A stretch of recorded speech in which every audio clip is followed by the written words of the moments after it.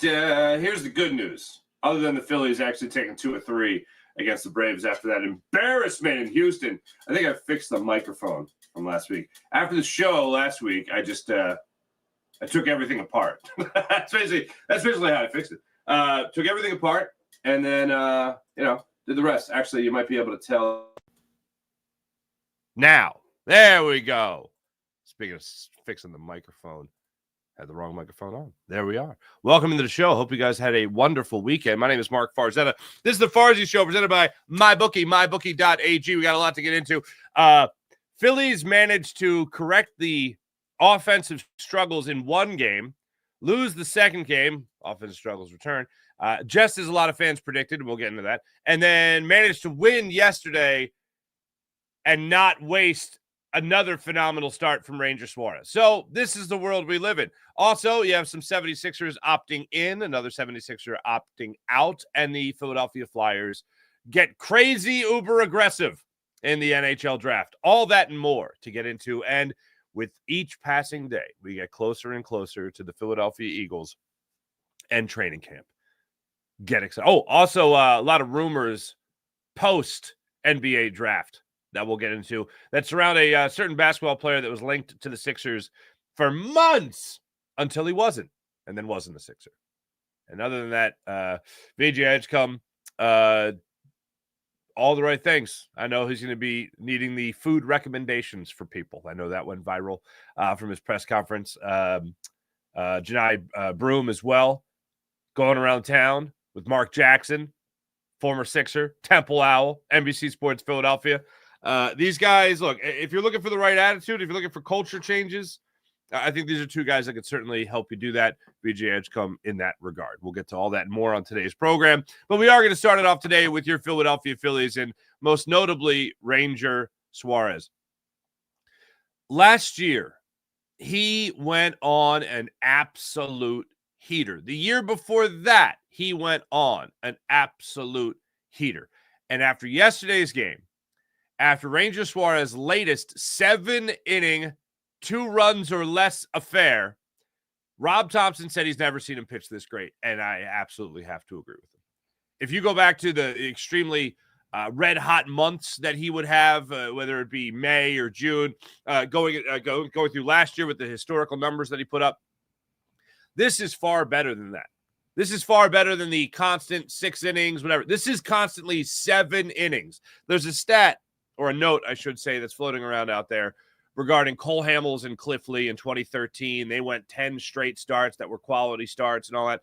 Quality starts, to me, to refer to Ranger Suarez and what he has been doing as quality starts, it's belittling. It does not give him nearly the credit that he should have for the upcoming, or for what he has accomplished so far this season. He is now 5 straight starts of 7 innings, no more than 2 runs, and he's only allowed 2 runs in those 5 starts once. So that's not a quality start. Ryan Lawrence, former baseball writer, Ryan Lawrence, I got to know when I was in radio, he was writing, and we got to know each other a little bit, and we sat next to each other on a plane once. And we got to talking about the quality start. And I remember he was making a case for Cliff Lee to win the Cy Young Award. And I forget what year this was, but he was with the Phillies. And he, in order to make the argument, he devised a new stat called Super Start. So if that's a quality start, 6 innings, 3 runs or less, that's quality. Then what's 7 innings of 2-run baseball? Is that a super start? And that's what Ryan Lawrence termed it as. I thought that was a pretty smart way to go about it. Well, yeah, then that's a bunch of super starts for Ranger Suarez. And the overall outcome of them all, with wins, losses, and all that stuff, whatever. I mean, we all know the Phillies bats can just go dead silent like they have most recently, especially on this road trip. One game where they really broke out. What I said after Friday's game where they scored 13 runs was if they just had I think it was the 3rd inning, they put up 6 runs. If they had the 3rd inning, just that 3rd inning, and spread that out over the Astros series, they sweep the series. But that's not the way it went, unfortunately. But we all know that the Phillies offense can go ice cold all of a sudden. For Ranger just to stay the course consistently and not concern himself and try to do too much because of what the offense is doing. He just goes out there and he rides the wave. That's what it looks like he's doing when he's out there on the mound. He's just riding a wave. And this wave, I hope, lasts longer than it did last season, because the wave, oh, man, that came crashing on the beach hard, okay? But what I'm seeing from him is continuously keeping hitters off balance. And the best example of that is yesterday against Matt Olson. Now, in the first inning of the game, Olson fought a pitch off the hands and had a little infield single to third base. That goes in the book, as they say, as a line drive to left field. You know? But in all honesty, the next two at-bats, he looked absolutely lost. He threw Matt Olson 2 changeups in back-to-back at-bats to punch him out, both inside. One looked more confusing to Olson than the other. And the last time he punched out Olson, it was a 2-2 changeup inside, not even inner half of the plate, not inside corner, inside, well off the plate. And Matt Olson swung like it was going to be a 95-mile-per-hour fastball down the middle of the plate.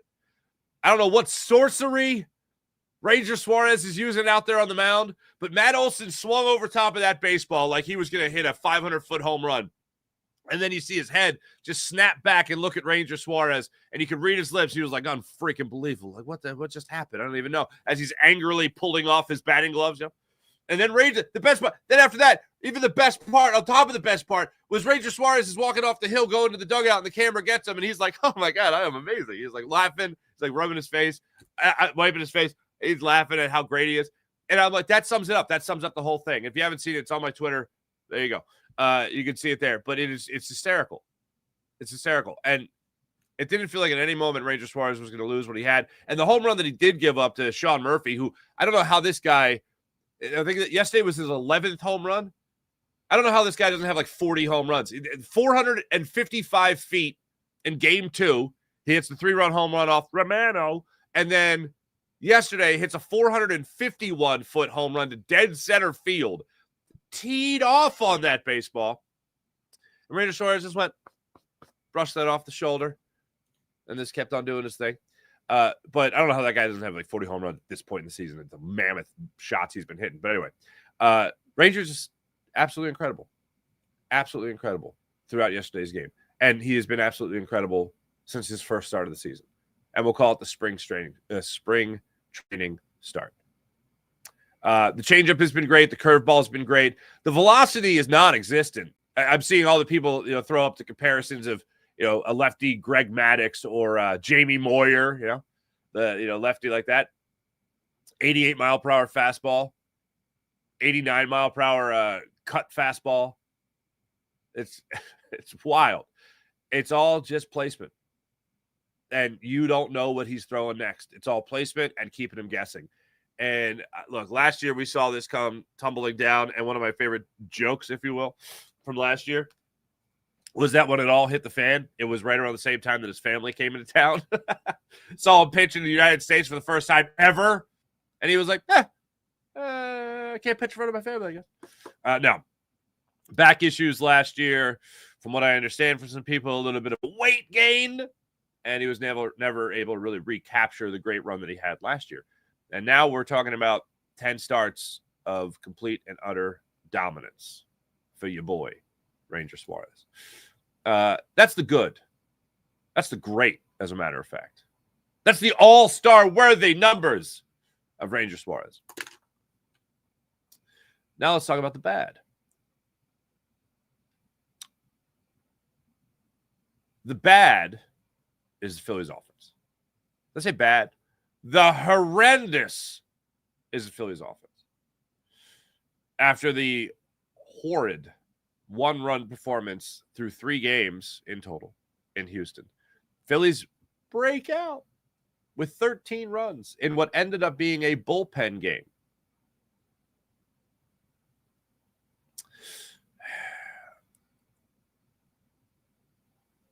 Otto Kemp hit his first home run. That was really cool. Phillies were fantastic. Bullpen. What would if I would have told you before that game? Hey, so Mick Abel's not going to pitch because he already did his whole process in warming up, and they don't want to get him ramped up again to pitch after a 2-hour-plus rain delay. What would be harder to believe?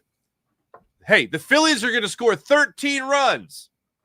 Would that be harder to believe than, hey, the bullpen's going to pitch a shutout? Which would be harder to believe?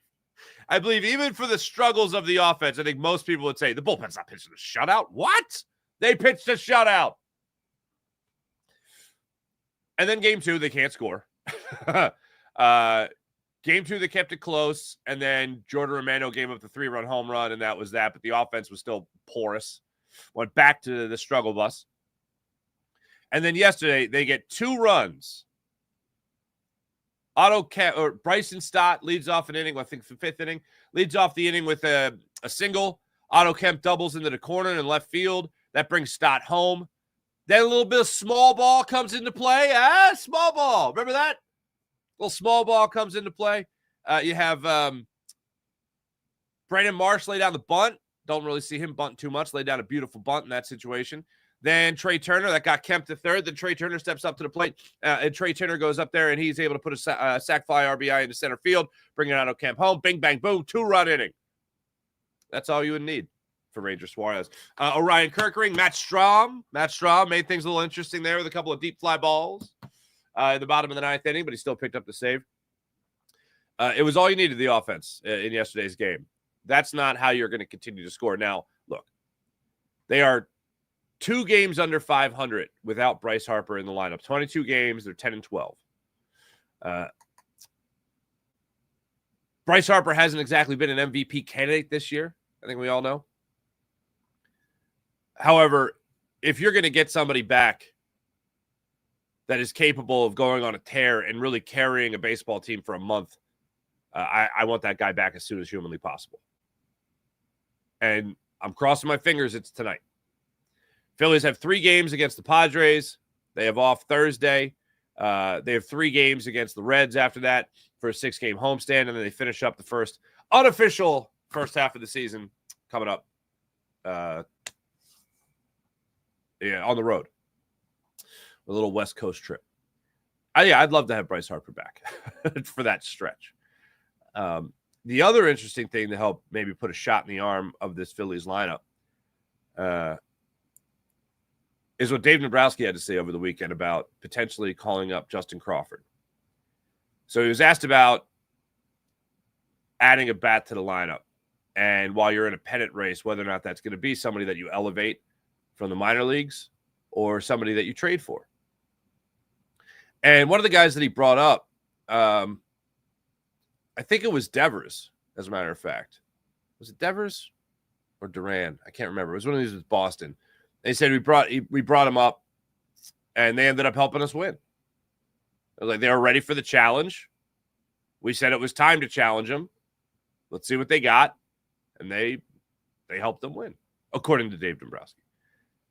So I take that as a great sign that Justin Crawford, who's hitting like 350 in the minors right now, I take it as a great sign that he could come up and potentially replace one of your outfield positions, whether that's center field, whether that's left field, whether that's taking over center and you move Brandon Marsh to left and you don't see as much as Max Kepler.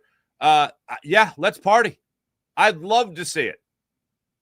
I'd love to see his major league career start off with a bang and help this Phillies team make it into the postseason. And maybe providing a little bit more of a jolt in this lineup than a 200 hitting Max Kepler. That's what I'd like to see. And I know a lot was made of Max Kepler's comments to Matt Gelb of The Athletic, and then he doubled down on them to the rest of the media in the Phillies clubhouse, saying, I signed here to be an everyday player. Well, if you're not playing like an everyday player, you're not going to be an everyday player. Max Kepler's a veteran, 10 years plus in Major League Baseball. I have never played in Major League Baseball. I peaked in 8th grade. I know that if you don't play well, you're not going to play, regardless of what you were told at signing. Regardless. You're on a 1-year deal? Yeah, you're replaceable. You're absolutely replaceable. If you're on a 1-year deal, they're already looking to the future. That's the way that works in baseball. That's a prove-it deal. I was told I was going to play every day. Well, you're not, because you haven't earned it. They gave it to you. They acknowledged that you earned it coming in here as a veteran who has produced in the past. But a 200 batting average ain't going to do it for you. So I saw those comments and I went, oh, that's a shame. All right, let's get more Brandon Marsh in left field. Let's get more Otto Kemp in left field. And, hey, Justin Crawford, let's see if we get any breadcrumbs dropped about bringing him up to the major league level. And over the weekend, you got a nice little breadcrumb. The fact that Dave Dombrowski did not, for the people, I always think of you. I always think of you people, the people that are the, well, what's he going to say, people? I always think of you people. I always think of you. For the, what's he going to say, people? Well, here's what he's going to say. Justin Crawford's not going to be the savior of a struggling lineup. That's what he's going to say. Or we're not going to put that kind of pressure on a guy who's going to be, essentially a rookie with no major league experience. There's one thing that I really like about players, and it's a guarantee. I've looked at this in the football aspect of just bring up a recent athlete in Philadelphia, Jeremiah Trotter Jr. One of the first things that jumped out to me, instincts are there. If your dad played in the NFL for as long as Jeremiah Trotter Sr. played in the NFL, I'd love for you to have like the type of aura about you, vibe about you that you've already been here before in one way, shape, or form because you've been hearing about it your whole life. I see that from Jeremiah Trotter Jr. in the brief times we've seen him on the football field. He looks like he belongs. Justin Crawford's dad played in Major League Baseball for a long time. From all reports out of Lehigh, for all reports out of the minor leagues, he looks like a guy who's already been there before. And he hasn't even been in the show yet. But I look forward to seeing that at the major league level. And one thing I'm not necessarily going to take for granted, but I am going to expect, is that none of this really seems new to him. Sure, the break on a major league breaking ball, a little bit more drastic than what you might see in the minors. Absolutely, that might catch him off guard. But as far as being thrown into the thrust into the throes of a pennant race, okay, let's do it. So I look at the same type of thing when I look at Justin Crawford, a guy to come in here and act like he's been here before, where nothing's really going to surprise him from what surrounds the game. For anybody, look, you're not facing a 98-mile-per-hour fastball with great run on it, like you are in the majors, like you are in the minors. Like that's very different. That is going to take some adjusting. But when it comes to everything else that could affect the mindset of a player going into the outfield or the batter's box, I don't think that's going to be a problem for him because of his lineage. And I don't think that's a far cry. But if Dave Dombrowski is saying, oh, no, I've brought up guys before in a pennant race and they've had success, then by all means, go for it. I want to see it. So that is, for the other people, like myself, let's say, hey, test the guy. Bring him up. You need help. He seems like he could help. I mean, I go back and I look at Phillies of the past, like J.P. Crawford, for instance, and I remember at the time, he was only hitting like 260 at the minor league level. But his on-base percentage was like off the charts. His on-base percentage was like 370, 380, something like that. But in my opinion, I acknowledge how important, especially for top-of-the-order guys, how important on-base percentage is. But if he's not recognizing pitches and then being able to drive them, then why am I bringing him up? So I felt like they brought him up. I know this goes against conventional wisdom. I thought they brought him up too early. And, yeah, hitting-wise, he didn't end up working out. Still turned out to be a Gold Glove shortstop, as a matter of fact, with the Mariners. But I always want to know that at the minor league level, these guys are driving baseballs and they're doing it with great regularity. Justin Crawford is absolutely doing that. And I'll give you his actual numbers right now. I mentioned 350 is what he's hitting around right now. But he just continues to go on a tear. Sports Illustrated is calling for him to come up, which is it's good to have Sports Illustrated on your side. As far as his minor league numbers, that might not have, I don't even think that's up to date. Let me bring it MLB.com here. 335. 409 on base percentage. Oh, just 2 home runs. This guy sucks.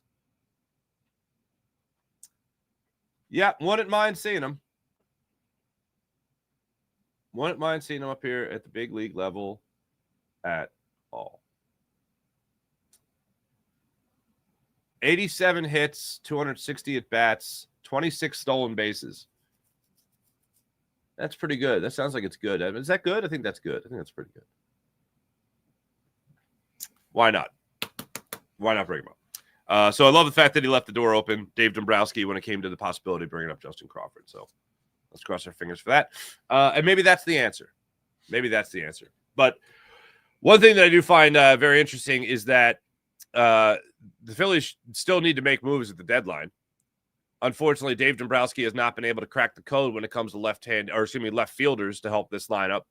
You look at Whit Merrifield, look at Austin Hayes last year, and you also look at Max Kepler this offseason. 0 for his last 3 when it comes to left fielders in that regard. Bryce Harper has offered when he comes back to play outfield, said he's open to returning to the outfield. I'm going to go and just help out with this one. No. Nope. No, not interested. I think his elbow is in a very fragile state. And I don't want him unleashing fury to try to throw somebody out, as Bryce Harper is going to do if he returns to the outfield. And then all of a sudden, his arm just goes with the baseball towards the infield. I don't want that to happen. I love the mentality. I love the mentality of Bryce Harper saying, I haven't played first base, but I'm going to play first base. And all of a sudden, he's like a gold glove level first baseman. I was bringing up names over the weekend with some people I was talking about with this. Rico Bronya, Travis Lee. That's how far you got to go back to find a first baseman for the Phillies that could pick it in the way Bryce Harper could pick it at first base. So, yeah, I'm not making a move there. I'm not making a move there. And then that's going to probably influence the amount of times he'd have to DH, would have to influence also the amount of times you're going to have Kyle Schwarber play in left field potentially. And I don't want to do that. I ain't doing it. Thank you, Bryce Harper, for the mentality. That's one of the reasons you're loved. But as far as actually asking you to do it, not gonna do that. Not happening. No, thank you. So I think it's going to come down to Dave Dombrowski having to make an acquisition to left field. And if he's unable to do that, if Otto Kemp ate it, which still I would like to see an upgrade on, then you're gonna have to make a move. And maybe that's for a center fielder as well, where you move Marsh to left field. I'd find it very interesting to see how the Phillies are going to play this out. But if they call up Justin Crawford, I don't see it happening before the deadline. I think that it'll be a last resort type of thing. The other way to look at it is maybe they give him a 1-month audition. Maybe they give him a couple of weeks and then send him back down if that's unfortunately the way it has to go.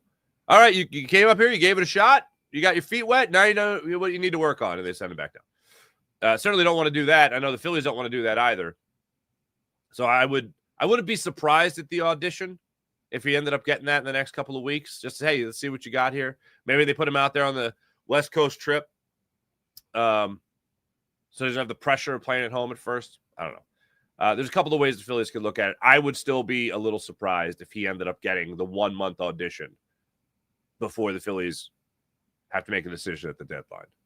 But either way, Dave Dombrowski not poo-pooing the idea, I feel is a great sign for the Philadelphia Phillies. So after they take 2 or 3 against the Braves, they got the 3-game series here with the Padres at home starting tonight. 6:30 start time, I believe it is tonight in South Philadelphia. A little earlier. Tonight might be a fireworks game, maybe? Yeah, 6:35 start time against the Padres. Wheeler is pitching for the Phillies. Matt Waldron is going to get the start for the Padres. 28 years old, right-handed pitcher in his 3rd season.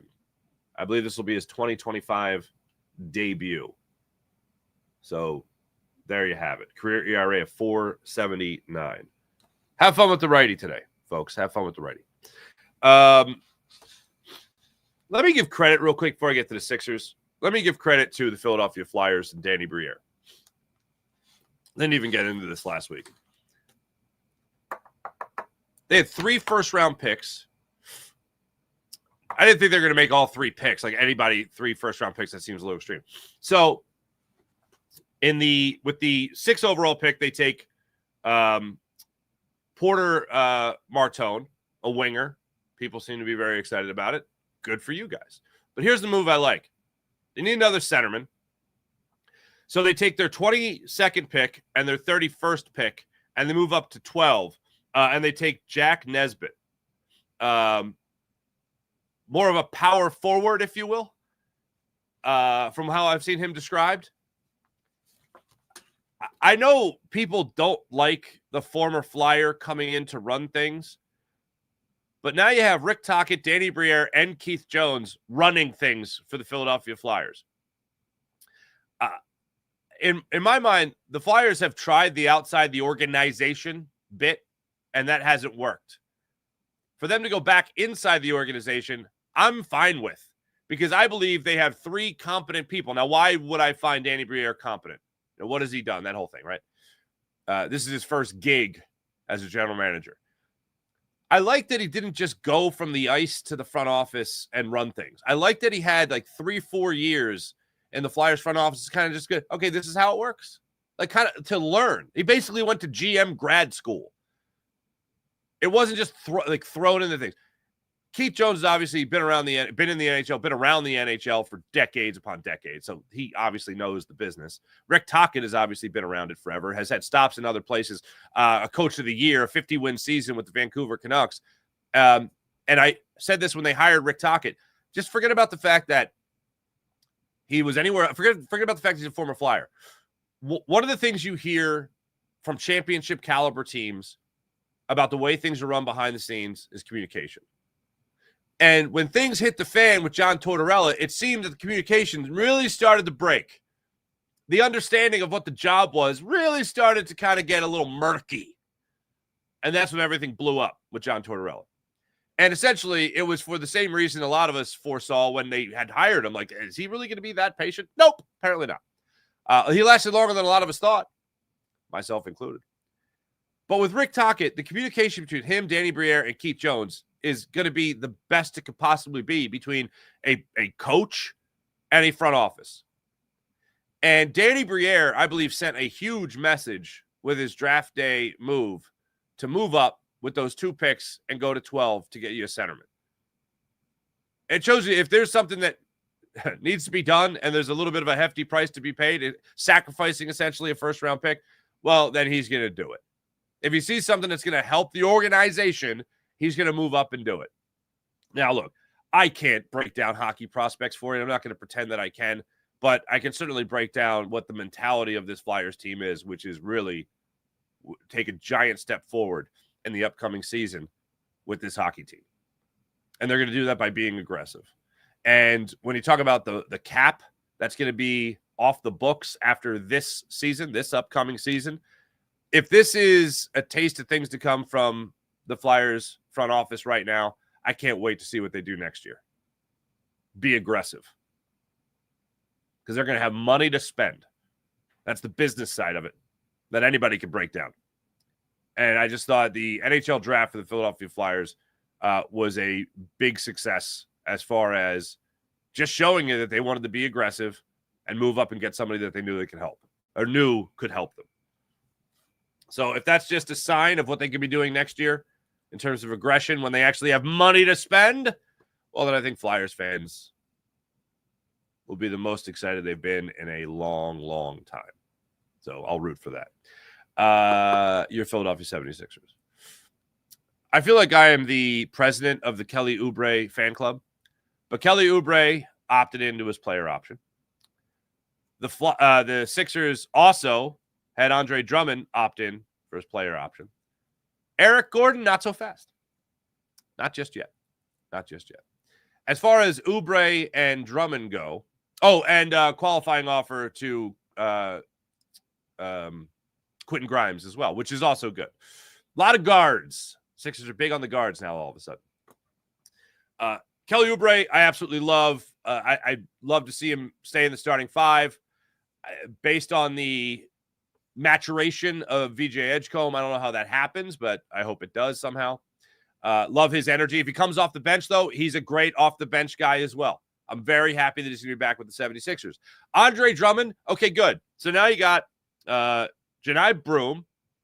Now you got Adem Bona. Now you got Andre Drummond.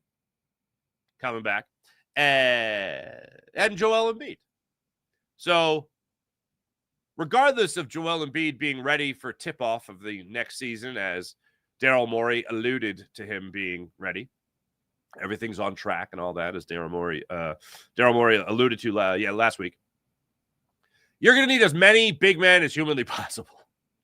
So, and then Gershon Yabusele reportedly purchased a house in the Philadelphia area. What? Yes. How are they affording it? No idea. Not how is he affording a house? How are the Sixers going to afford him staying here in Philadelphia? Maybe he's just in real estate, likes the market in Philadelphia and bought a house and then he's going to rent it. I don't know. But you're going to need big men with Joel Embiid. The fact that they brought in a big man in the second round of the draft, a guy who I think can play at the NBA level, in Janai Broome, certainly has things to work on, obviously. The fact that Adem Bona, obviously he's still here, another second-round pick that I thought showed some promise last year. And now also having Andre Drummond back in the fold and possibly Gershon Yabusele, it also tells you that the Sixers want to be ready for the 30 games that Joel Embiid probably will miss in the upcoming season, whether that be, well, let's just say 30 games for load management, because I don't want to put it out there in the ether more so than it already is when it comes to relying on the future of Joel Embiid and how often he's going to be here for the 76ers to play. So I'm happy. The Sixers seem to be stockpiling guards right now, and they seem to be stockpiling centers. That's what they need. Overall, the culture is a huge thing, and it's a word that got used a lot surrounding the press conferences of VJ Edgecombe, excuse me, and Janai Broome. One of the biggest things we look at with the 76ers is the fact that the culture sucks, and that's been a thing for a long time.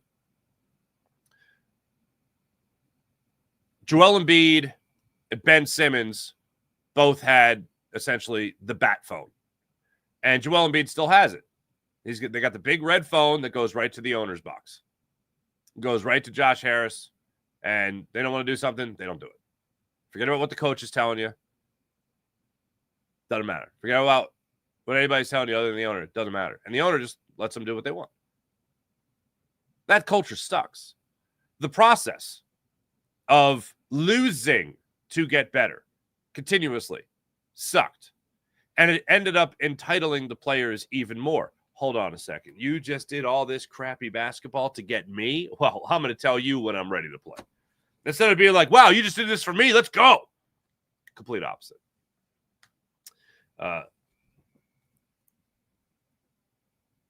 One of the things I love about the VJ Edgecombe pick is that if you're looking to overhaul your culture, he's a guy to do it. He's a guy to certainly help you take a step in the right direction. Tyrese Maxey is already trying to do that right now, but he's got dead weight over his back, trying to haul that across the finish line. And that's not just Joel Embiid. That's not just a shot at him. That's the shot at the culture here in Philadelphia, unfortunately, for the 76ers. Janai Broome is a guy that was at Morehead State, worked his way up to Auburn, worked his way up to a second-round pick in the NBA, an early second-round pick in the NBA, 35. That's pretty good. That's a guy who's been counted out. That's a guy who really wants to play and wants to play hard. I love the pick. And if you're looking to overhaul culture, these are two good guys to really help you do that in one draft class. Joining a guy like Tyrese Maxey who also wants to do that. One of the things I really like about the possibility of bringing back Quentin Grimes, that's another guy that's kind of been kicked around a little bit in his NBA career, had a huge chance with the 76ers, took full advantage of it last year during their tank. Now, the 28 points, 30 points, that type of thing, that doesn't impress me. Because I'm watching last year saying, okay, who's auditioning to come off the bench next year? Who's auditioning to be a guy that is going to be a role player for this team? Who's auditioning to maybe run a second team? Quentin Grimes did that. I'm not expecting 28, even 20 points from Quentin Grimes next year. But if you need somebody to run a second unit, I know he can do it. A guy like Kelly Oubre, he doesn't play. Like, that guy plays every minute with a chip on his shoulder. I want that. Gershon Yabusele, this guy was out of the NBA. If they really are able to bring him back, that's another shift in culture. You're talking about assembling a room of players around Tyrese Maxey that really want to go out there and not just play the game, they want to win. And they're going to be willing to run through a brick wall to go out there and win. That's a change. That's a flip in culture. So, look, we talk a lot about the Philadelphia Eagles culture, and every player that comes in here talks about the culture here and how great the culture is, and the culture's great, and the culture I came into, and the culture I'm going to leave with, and culture. This Sixers team needs an ounce of that. And if they're able to keep a lot of these guys together, then they're going to be in great shape going forward. Not right now, not this year, but going forward. The unfortunate reality, though, is that these steps in the right direction still have major hurdles in front of them. And those are the contracts of Paul George and Joel Embiid. Because as I've stated many times, I'm crossing my fingers that for the 55 games Joel Embiid plays in the upcoming season, at most, being optimistic, the 55 games he plays in, he's close to an all-star level of play. Not an all-star, close to an all-star level of play. Paul George. I think Paul George has it in him to be more of a chameleon because he's played with so many different teams. He has it in him to be more of a chameleon to do whatever this team needs him to do to help them win, whether that's turned into more of a three-point specialist with the ability to every once in a while put it on the floor and hit that high gear that made him an all-star in the NBA. I think he's got more of an ability to do that, where Joel Embiid, he's going to have to learn a totally different style of basketball. He's going to have to learn that he ain't the number one guy anymore. Is that a possibility? Can he even do that in the upcoming season? Well, Kelly Oubre back, guard. Potential to be a swingman. VJ Edgecombe. Quentin Grimes might be coming back. Tyrese Maxey might be coming back. Or Tyrese Maxey's coming back. You have a lot of guards stacking the guards right now.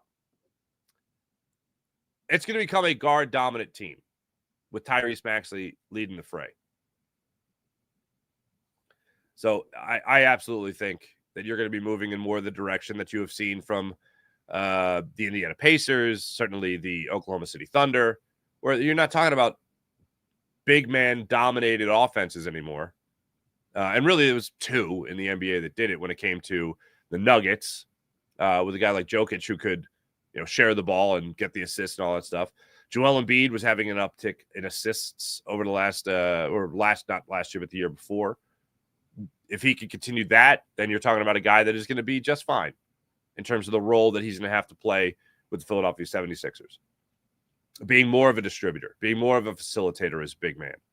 Looking for a pass. One of the things, and look, Johni Brown is still not. Johni Broome, why? Johni Broome showed the ability, especially if you watch the national champ or the Final Four against Florida, showed the ability to distribute a little bit, especially when it came to being double teamed down on a block, being able to find another man cut into the basket, was able to do that. To me, I think he's got a little bit of that in him in terms of distributing. Joel Embiid showed that he can do it as well. It's a matter of whether or not that can become even more part of his game.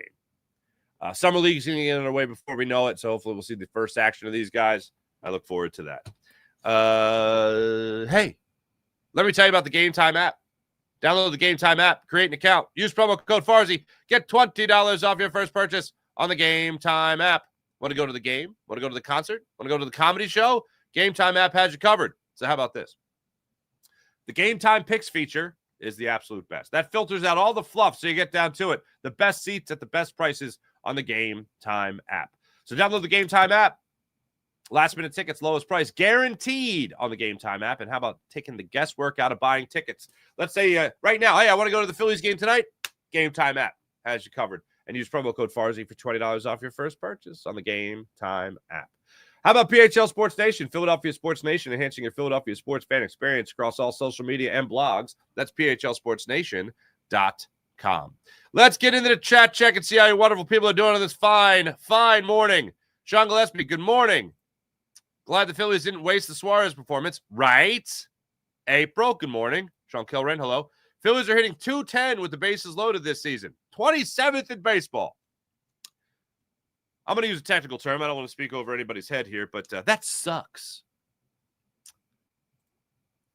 The Mets lost. The Mets did get spanked. Like 40-12 or something over the weekend. By the Pirates. 23, 32, 32, 18, 30, excuse me. 30-4. They got outscored over the weekend.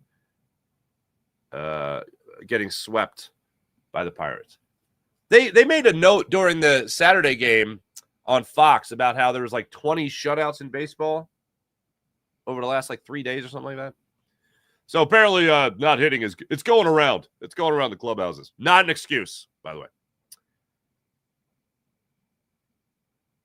Oh, there we go. Yeah, it's brutal. April. It's absolutely brutal. Suarez ends June with a 1.31 ERA. Now has a 1.19 ERA over his last 10 starts. He should be an all-star once again. Absolutely. Pin, what's up, Pin? Jerry Von Skyver, good morning. I hope Ranger doesn't get burnt out with all the innings he's pitching. Well, yeah, here's the thing. I had the same thought.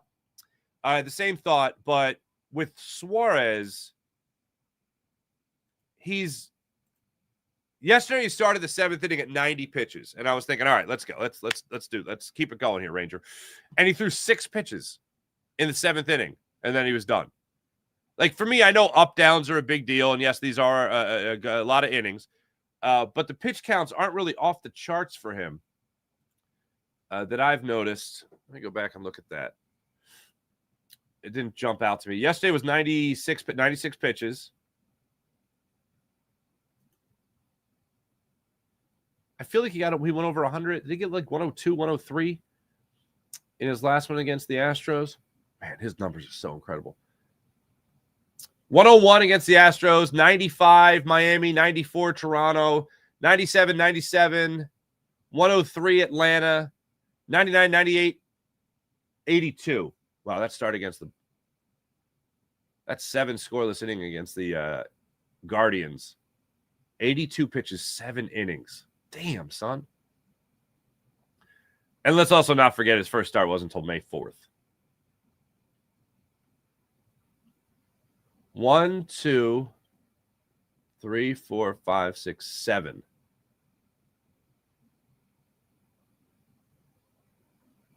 Seven of his last 10 starts, he's gone 7 innings and hasn't allowed more than 3 runs in any of them.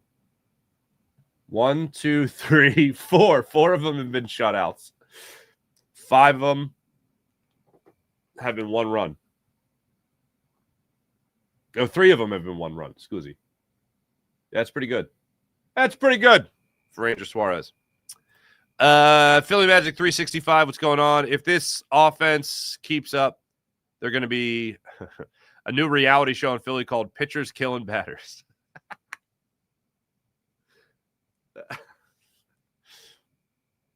Sean Conrad, Phillies should bring back maroon zipper uniforms. I'd love it.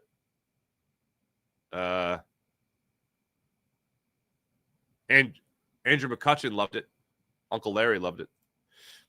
Sean Gillespie, Phillies need to practice hitting online against other gamers. Can't hurt. Was it World Series Baseball for Sega Genesis? That was the view of the catcher. I think that would be the best way to practice.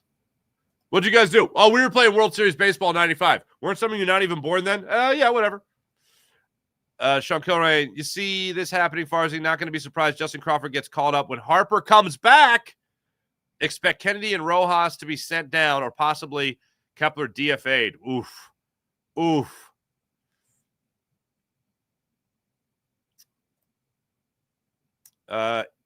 East Coast Rico 11. I think our owner don't care about winning, just money. He only cares about Washington. Josh Harris.